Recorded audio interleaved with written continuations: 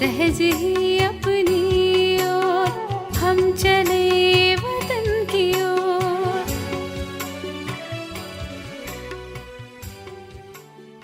அனைவரும் என்ன முயற்சி செய்து கொண்டிருக்கிறீர்களோ அந்த முயற்சியின் மூலமாக தற்சமயத்தின் பிராப்திக்காக என்ன லட்சியம் வைத்திருக்கிறீர்கள்? தேவ பதவியின் பிராப்தியோ எதிர்காலத்தினுடையது. ஆனால் தற்சமயம் முயற்சி செய்வதின் பிராப்திக்கான லட்சியம் எது? பரிஸ்தா ஆவது. பரிஸ்தாவின் முக்கியமான தகுதிகள் எவை? பரிஸ்தா ஆவதற்கான 2 தகுதிகள் எவை? ஒன்று லைட், ஒளி மற்றும் லேசான தன்மை. மற்றொன்று மைட், சக்தி தேவையாக இருக்கிறது. இரண்டுமே அவசியமாக இருக்கிறது. லைட் மற்றும் மைட் இரண்டுமே பரிஸ்தா நிலை வாழ்க்கையில் தெளிவாக தென்படுகிறது. லைட்டை அடைவதற்காக விசேஷமாக எந்த சக்தி தேவையாக இருக்கிறது? சக்திகளோ அதிகம் இருக்கின்றன இல்லையா? ஆனால் மைட் ரூபம் மற்றும் லைட் ரூபம் ஆவதற்காக ஒவ்வொரு தனித்தனி குணங்களை கூறுங்கள். ஒன்று சிந்தனை சக்தி, மனன சக்தி, இன்னொன்று சகித்து கொள்ளும் சக்தி. எவ்வளவு சகித்து கொள்ளும் சக்தி இருக்கின்றதோ அவ்வளவு சர்வ சக்திவானின் அனைத்து சக்திகளும் தானாக பிராப்தி ஆகிறது. ஞானத்தையும் லைட் என்று கூறுகிறார்கள் இல்லையா? அப்படி முயற்சி செய்யும் மார்க்கத்தை சுலபமானதாக மற்றும் தெளிவானதாக ஆக்குவதற்காகவும் ஞானத்தின் லைட் தேவையாக இருக்கிறது. இந்த லைட்டிற்காக அடுத்து சிந்தனை சக்தியும் தேவையாக இருக்கிறது.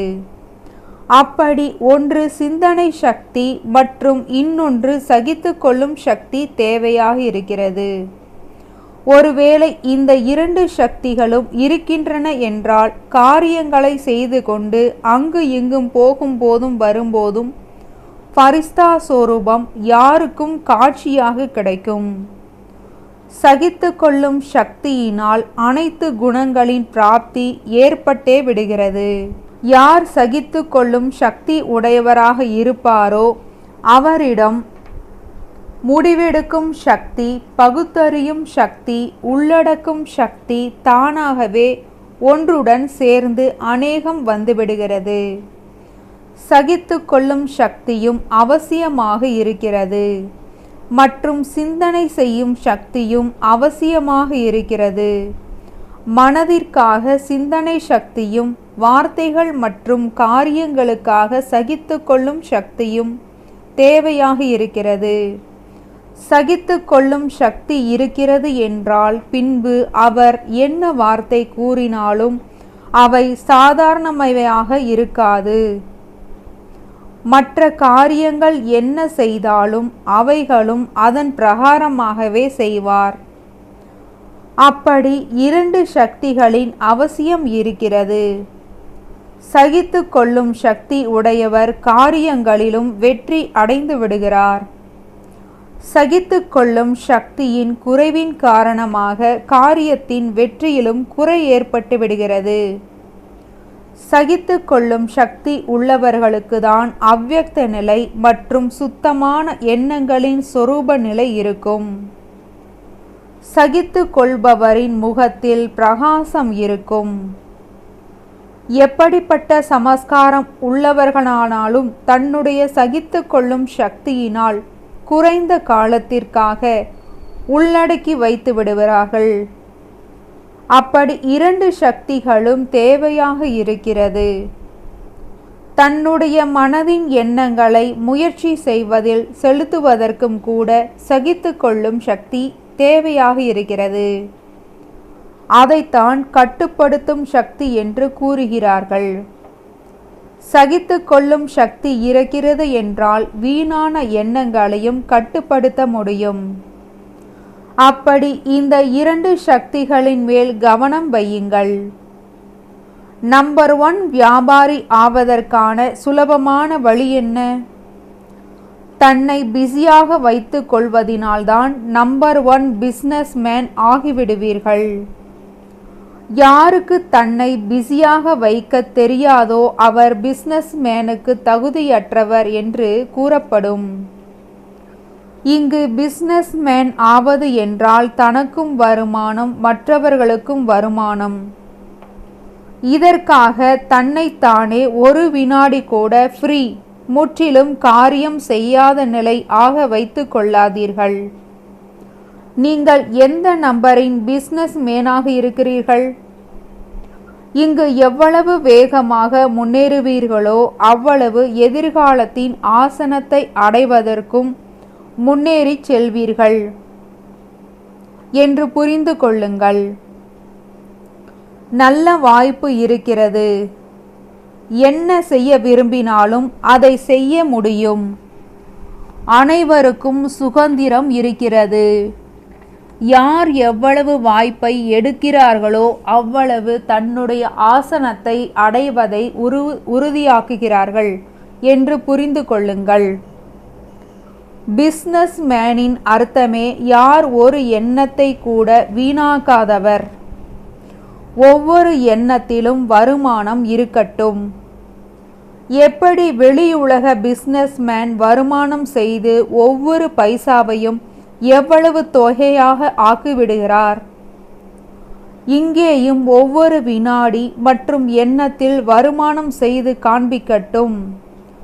அவரைத்தான் நம்பர் 1 பிசினஸ் மேன் என்று கூறுவோம். புத்திக்கு வேறு வேலையே என்ன இருக்கிறது? புத்தி இதிலேயே பிஸியாக இருக்க வேண்டும். மற்ற அனைத்து பக்கங்களிலிருந்தும் முடிந்து விடட்டும், இல்லையா?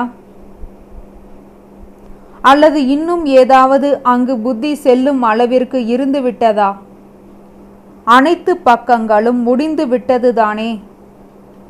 தன்னுடைய பழைய சமஸ்காரம் பக்கம் கூட முடிந்து விட்டது இல்லையா?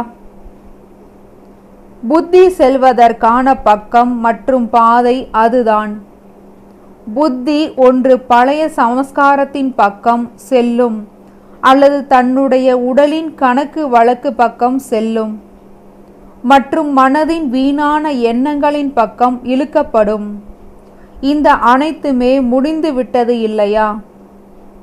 உடலுக்கு நோய் ஏற்படுகிறது, இது இந்த வழி, இதற்கான நிவாரணம் இது என்ற ஞானம் இருக்கிறது. ஏனென்றால் உடல் எவ்வளவு நன்றாக இருக்கிறதோ அவ்வளவு சேவை செய்ய முடியும்.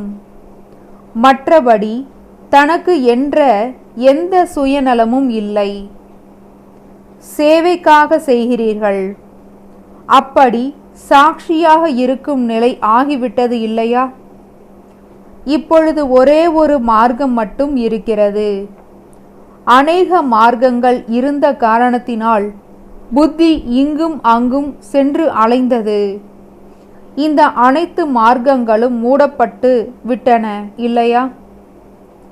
சர்வ சக்திவானின் அரசாங்கத்தின் சீல் போடப்பட்டு விட்டது என்றாகிவிட்டது. சீல் போடப்பட்டது. எதுவரை வழக்கு முடியவில்லையோ அதுவரை ஒரு பொழுதும் திறக்கப்படாது. எனவே தன்னுடைய சோதனையை செய்ய வேண்டும். சிலருடைய அதிர்ஷ்டத்தில் இருக்கிறது என்றால் சூழ்நிலைகள் கூட அந்த மாதிரி ஆகிவிடுகிறது. அது அவருக்கு மின் தூக்கி போன்றது, லிஃப்ட் ஆகிவிடுகிறது. இங்கேயும் யாருக்கு கல்பத்திற்கு முந்தைய அதிர்ஷ்டம் டிராமாவில் அடங்கி இருக்கிறது என்றால் தன்னுடைய முயற்சியும் இருக்கிறது. ஆனால் கூடவே லிஃப்டும் தெய்வீக குடும்பம் மூலமாக கிடைக்கிறது. மேலும் பாப் தாதா மூலமாகவும் பரிசு கிஃப்ட் கிடைக்கிறது. இப்பொழுது பாப் தாதா மூலமாக மற்றும் தெய்வீக குடும்பம் மூலமாக எந்தெந்த விதமான கிஃப்ட் பிராப்தி ஆகியிருக்கிறது என்று இதையும் சோதிக்க வேண்டும். பெரிய மனிதர்களுக்கு கிஃப்ட் கிடைக்கிறது என்றால் அவற்றை ஷோகேஷில் பத்திரமாக வைப்பார்கள். அதன் மூலம் தன்னுடைய தேசத்தின் பெயரை புகழடைய செய்கிறார்கள். மேலும் இங்கு அவ்வப்பொழுது என்ன கிஃப்ட் கிடைக்கிறதோ அதன் மூலமாக பாப் தாதாவின் மற்றும் குலத்தின் பெயரை புகழடைய செய்ய வேண்டும். நல்லது. எப்படி ஆரம்ப காலத்தில் நீங்கள் சேவைக்காக வெளியிடங்களுக்கு செல்கிறீர்கள் என்றால் அந்த நேரத்தில் ஞானத்தின் சக்தியோ குறைவாக இருந்தது. ஆனால் வெற்றி எந்த சக்தியின் ஆதாரத்தில் கிடைத்தது? தியாகம் மற்றும் அன்பு. புத்தியின் நினைவின் ஈடுபாடு இரவு பகலாக பாபா மற்றும் யக்யத்தின் பக்கம் இருந்தது. மிகவும் உள்ளபூர்வமான அன்போடு பாபா மற்றும் யக்யம் இவை இரண்டும் தான் வெளிப்பட்டது. இந்த அன்புதான் அனைவரையும் உதவி செய்வதில் கொண்டு வந்தது. இந்த அன்பின் சக்திதான் மையமானது என்றால் ஆரம்ப கால ஸ்தாபனையில் எந்த சக்தி உதவியாக இருந்ததோ கடைசியிலும் அதுவேதான் நடக்கும். ஆரம்பத்தின் சாகார பாபாவின் அன்பினால்தான் மன்மனாபவ ஆனீர்கள். சாகார அன்புதான் சகயோகி ஆக்கியது மற்றும் தியாகம் செய்வித்தது. குழுவின் கூட்டு ஒற்றுமை மற்றும் அன்பின் சக்தியினால் முற்றுகையிட வேண்டும். இப்பொழுது வெளிநாட்டில் கூட சேவையின் வெற்றிக்கான மூல காரணம் அன்பானவர் மற்றும் சகயோகி ஆவதற்கான முற்றுகைதான். ஞானத்தின் நடைமுறை எடுத்துக்காட்டு இந்த அன்பு மற்றும் குழுவின் சக்தியே ஆகும். சேவையின் வெற்றிக்கான மூல ஆதாரம் இதுதான். எங்கிருந்தாலும் செய்தி கொடுக்கும் காரியம் விரைவில் முடிந்துவிடும் அளவிற்கு அந்த மாதிரி திட்டமிட வேண்டும் என்று இதை யோசிக்க வேண்டும். இப்பொழுதோ மிகுந்த காரியம் இன்னும் செய்ய வேண்டியது பாக்கி இருக்கிறது. அன்பின் மூலமாக தியாகத்திலும் உயரே தாண்டுவது போல் செல்வதற்கான ஊக்கம் வருகிறது. நீங்கள் அனைவரும் எப்படி தியாகம் செய்தீர்கள்? ஒவ்வொரு நரம்பிலும் அன்பு நிரம்பிவிட்டது. அப்பொழுதுதான் அனைத்தையும் தாண்டி வர முடிந்தது. எப்படி இப்பொழுது ஈஸ்வரிய போதை மற்றும் குஷியிலிருந்து முன்னேறி சென்று கொண்டிருக்கிறீர்களோ அதேபோல் எப்பொழுதும் போதை மற்றும் குஷியில் இருந்து சேவையில் வெற்றி பெற்று கொண்டே இருப்பீர்கள் என்று வெளிநாட்டினருக்கும் கடிதம் எழுதி அனுப்புங்கள். வெற்றி திலகமோ இடப்பட்டிருக்கிறது. தன்னுடைய வெற்றி திலகத்தை எப்பொழுதும் பார்த்து கொண்டே இருங்கள். மற்றபடி இதுவரை என்ன செய்திருக்கிறீர்களோ அதற்காக பாப் தாதாவும் பார்த்து மகிழ்ச்சி அடைகிறார். ஆனால் இன்னும் முன்னேறி செல்லதான் வேண்டும். ஏதாவது வாரிசை உருவாக்குங்கள். அப்பொழுதுதான் சபாஸ் என்று பாராட்டுவார்கள். பாராட்டு தருவோம். இதுவரை என்ன செய்திருக்கிறீர்களோ அதில் மகிழ்ச்சி அடைய வேண்டும். ஆஹா ஆஹா என்று பாராட்டும் காரியத்தை இப்பொழுது செய்ய வேண்டும். மகிழ்ச்சி இதற்காக தான் அடைகிறீர்கள். ஏனென்றால் போதை மற்றும் குஷி நல்லபடியாக நிலைத்திருக்கிறது. இதுவரையிலான ரிசல்ட் மிக நல்லதாக இருக்கிறது. இவர்களுடைய கமாண்டர் தளபதி மிகவும் தைரியம் நிறைந்தவர். ஏதாவது ஒரு காரியத்தில் ஒருவராவது தைரியம் வைத்து சவாலை எடுத்து கொண்டார்கள் என்றால் மற்றவர்களும் அவருடன் சேர்ந்து விடுகிறார்கள். விதவிதமான குரூப்பாக இருந்த போதிலும் பூச்செண்டு நன்றாக இருக்கிறது. அதற்காக வாழ்த்துக்கள். நல்லது. வரதானம்.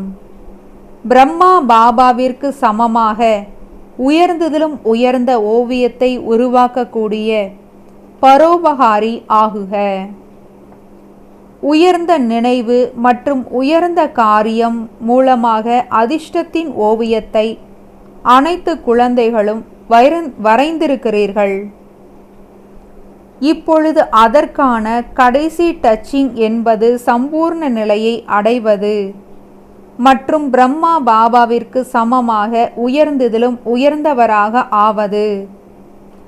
இதற்காக பரோபகாரி ஆகுங்கள். அதாவது சுயநல உணர்விலிருந்து எப்பொழுதும் விடுபட்டிருங்கள்.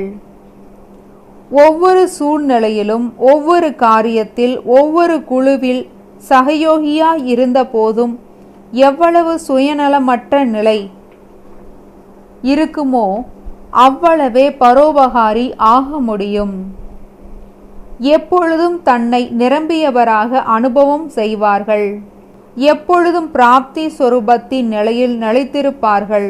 தனக்காக எதையும் ஸ்வீகாரம் ஏற்றுக்கொள்ள மாட்டார்கள். அனைத்தையும் தியாகம் செய்தவராக ஆவதால்தான் சரளத்தன்மை மற்றும் சகித்து கொள்ளும் தன்மையின் குணம் வரும். நல்லது. ஓம் சாந்தி. இத்துடன் முரளி முடிவடைந்து விட்டது.